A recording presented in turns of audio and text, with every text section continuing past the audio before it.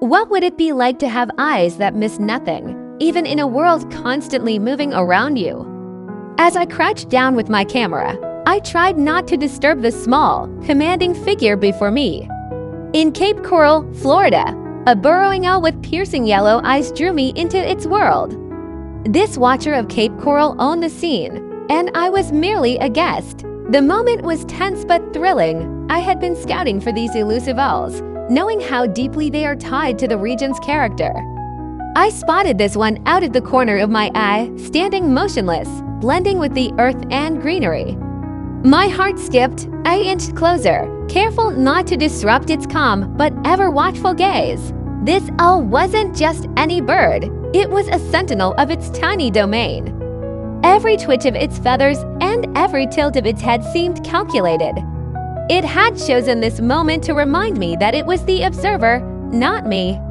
Despite being small enough to fit in a shoebox, it had the presence of a creature 10 times its size. As I focused my lens, the owl shifted slightly, just enough to make me pause. It stared straight at me, unblinking. For a split second, I wondered, who is truly in control of this encounter? Was it deciding how much of its life it would let me capture? The contrast between its spotted brown feathers and the green blades of grass created a natural masterpiece. Yet, it was those eyes, bright and unwavering, that turned this from a simple photo to a shared moment. In those golden orbs, there seemed to be wisdom older than the city around it.